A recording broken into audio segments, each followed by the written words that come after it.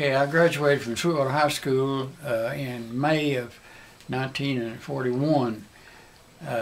Last year, senior year, I took two subjects, diversified occupation. I went to school half a day and I worked half a day. And I worked there till Thanksgiving, and the war was escalating, and so I enrolled in the Anderson Aircraft School in Nashville. I thought I'd learn to build airplanes and I wouldn't have to go to the Army. And the contract said that they wasn't drafting out of the school. But when I arrived over there, I found out that they were drafting out of the school. I stayed a week and I come back home and waited for the draft. So I went in to the Army 10th of December of 1942. Took my basic training at Camp Wheeler, Georgia, and I applied for clerk school. I took diversified occupation and also the different studies here, typing, shorthand, and so forth. So I applied for an office job and went to clerk school. Well, while I was there, I applied also for OCS, which is Officers Training School. I thought since I was there, I'd be an officer. I went for the committee and so forth, but they shipped me out before I had a chance to go, and I ended up at Fort Bragg, North Carolina, with 82nd Airborne, and the old sergeant came out of cursing and said, "What in the world send these clerks up here? What I need, machine gun and mortarman." So there went my office job, and it made me mad at the Army, and they, make a long story short, they put me in the MPs, and I stayed in there for a while, and they decided I was too short. He had to be 5'8", and I was on 5'6". So I ended up in the 325th Glider Infantry B Company, and I served there throughout the war. So I went overseas and landed at Casablanca on May the 10th, 1943. And I served in French Morocco, Algiers, and Tunisia. I made the invasion of Sicily, invasion of Italy at Salerno. Went into Naples, set up the first city government, and from there went to Ireland. We were to prepare for the invasion of Normandy, but the weather was so bad we didn't get much training, so they shipped us to England to finish our preparation. Now I crash landed in Normandy on D+1 in the British Horsey Glider, and fought for 33 days and nights without relief, and returned back to England and prepared for the invasion of Holland. And so I crash landed in Holland in an American CG-4A, acting as co-pilot. That was on September the 23rd, and we remained there until Thanksgiving, and they shipped us to Soissons, France, and we stayed there until the breakthrough in the Battle of the Bulge. We were the first units up to Bastogne. The 101st was following after us. After we arrived at Bastogne, they sent us on to Webremont, which is further north, set up a line, and that's the reason the 101st got trapped at Bastogne. That's where the old general said to the Germans when they demanded to surrender, said nuts to them, and we fought in the Battle of the Bulge from December the 17th to February the 18th of 45. Then they shipped us back to Soissons, France, and the war had ended by then, and I had enough points to come home, and they transferred me into 194th Glider Infantry of the 17th Airborne to come home to be discharged. So I was discharged at Atterbury, Indiana on September the 29th, 1945. So that's the areas that I've covered. Our division got credit for 422 days under enemy fire. Wow. Wow. I was in 6 battles, 4 of them were invasions. You know, one thing that stuck out in my mind when you were talking about, you know, ending up where you ended up was, you said you crash landed, and that's the gliders. Okay, right there is a picture of the British Horsey Glider. I carried a camera with me all through combat. I took a whole bunch of pictures. That was made about 5 minutes after we landed. You see the invasion stripes on the wings. They could be identified from the air or from the ground, either one. Now the American glider, there's a model there behind you, exact model of what I rode into Holland. Mind if I get a little picture of that? And well, over there's a picture. I don't know whether you make it that or not. You don't want me to touch that one. It's awful fragile. Be okay. real careful. I'll get it down for you. Give me the camera. I'll just get a picture of it. So what was it like? I mean, I don't know how anybody can imagine what it was like in one of those gliders coming down, you know, with the thought of maybe surviving or not surviving, or, I mean, was it that normal for people to? Well, our casualties was 11% on landing alone and 46% overall. There's 155 of us went into Normandy, and only 38 come back. In Holland, they raised their quota to 195, and there was only 68 of us came back. I went to a reunion about 3 years ago up in Ohio, and they checked the roster, and out of the original ones, they could only account for 4 of us. Since then, one of those members have passed away. I understand that out of 16 million men, that there's only 1 million left. There's 740 passing away every day. That's amazing. Well, that's one thing I just wanted to meet you before. I mean, it's funny. I hate to say I wanted to meet you before you died, but I wanted Alex to be able to meet someone, who had actually been a part of that. And I hate to say Great War, but, I mean, you were fighting for our freedom. So, in a way, it was a great war, It was a war, it was an honorable war as far as I'm concerned. Or what do you think about? That's probably one of the questions I would have, Well, sir, I was stationed in England on 2 different occasions, and the English are very smart people. They were never able to put in production like we did in the United States. They run out oil lines out in the channel, and they let that oil out and set it on fire, kind of discouraged the Germans. If the Germans ever got across into England, it'd been Katie barred the door. We'd be in slavery today. Yeah. So it's very important that we join with England to fight against the Germans. Now, I know very little about the war in the Pacific. I've read a lot. I've got books on it. But I was only in the European theater. We have a little YouTube community where there's probably, I don't know, several hundred people who communicate a lot on YouTube, and we communicate through videos. So what I told people was, I told them I was going to be interviewing you, and I said, does anybody have any questions? So I thought I would just go over a few of them.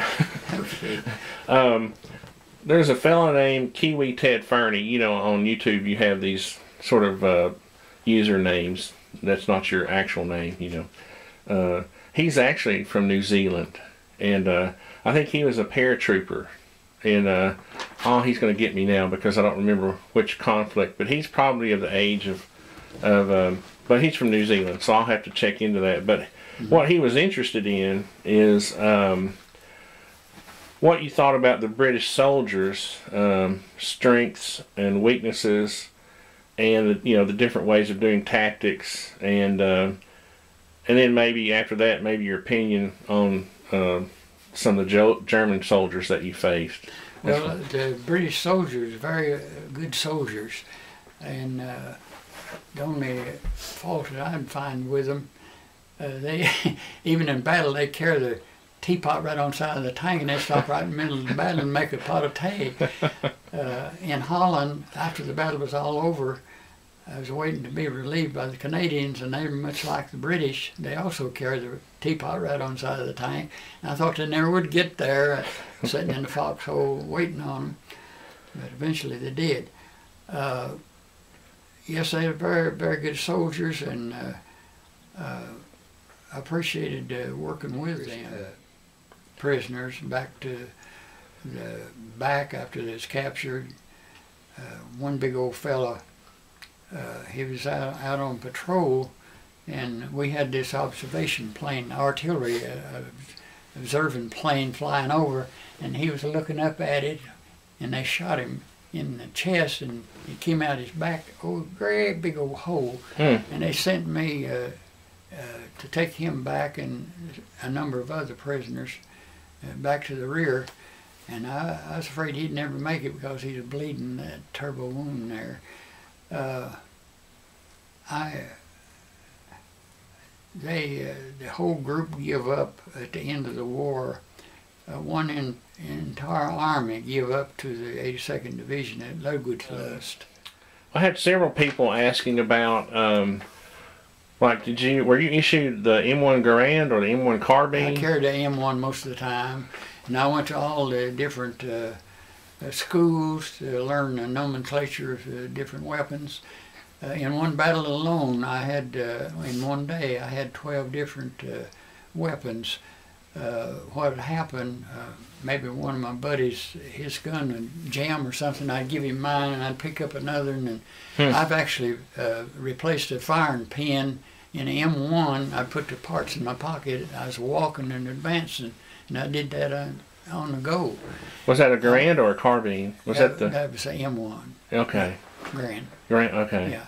Did you know it was originally by the Canadians? I don't know how the United States ever got the patent on it, but it originated in Canada. They're sneaky, aren't they? Let's see, what was another question here? What kind of sidearm were you issued? Did you have a 1911? No. You didn't have a sidearm? No. What are the types of, they use the term EDC a lot, everyday carry. The one that I used was during the Battle of the Bulge. They made me machine gunner when we took a little village of Regnay on the day before Christmas of '44. That's the only other one, other than just temporarily have one and pass it on to a friend. I see. Mainly the M1 was my weapon. You mentioned... I trained with the open bolt 03. 03? That's a neat... you don't have any keepsakes, do you? You don't have any like old... So I brought back 8 pistols, but since I got so old, I let my children have the very part of it. Okay. I only got one French revolver. Alex wanted to ask a question. So what major battles of World War II were you in? Well, Sicily, Italy, Normandy, Holland, and the Battle of the Bulge, and Aragon Forest. What about, did you want to ask him about any awards? It looks like he's got several awards. Like, what awards? Yeah, well, this represents infantry. This is a Belgian Fortiguer. This is a French Fortiguer. And this is a Belgian Linear. It's one of the oldest awards known. And of course I've got all these. I've got glider wings with 2 missions, Normandy and Holland, star on it. I've got Bronze Star, I've got the Purple Heart, I've got the Good Conduct, I've got the German bar also, and the Combat. We got $10 a month extra for this. And wow. I had one YouTube user who wanted to know, this may seem kind of strange, but he was curious about letters and packages from home. Did you get them like in a timely manner, or did you get much mail? Well, for instance, we landed at Casablanca on May the 10th, and it was about 6 weeks before I got any mail from home. But yes, we wrote V-mails. We couldn't tell where we was at or what was involved in and so forth. But I had a trick.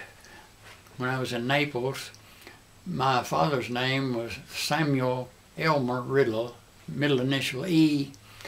Well, I started writing just one letter a week because they censored their letters. So I changed his middle initial and I spelled out Naples. N one week, N-A next week, P.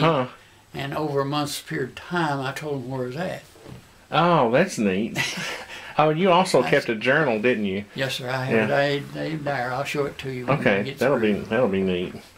Let's see. Basically everybody wanted to thank you for your service, and of course we do too. I appreciate that.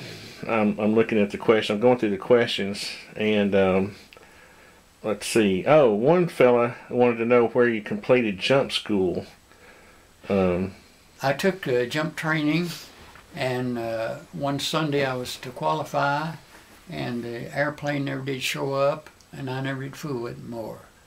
I took a training, but it never qualified. But you all used the glider, so you didn't really parachute. You didn't. We didn't carry a parachute. Okay. The only thing we had when across the channel was what we call a Mae West life insurance. You were just telling me about how you keep in touch with people basically all over the world. Yes, I still stay in contact with those in Holland, in Belgium, and also in England. I got acquainted with the family there while I was stationed there, and I used to go there on the weekends.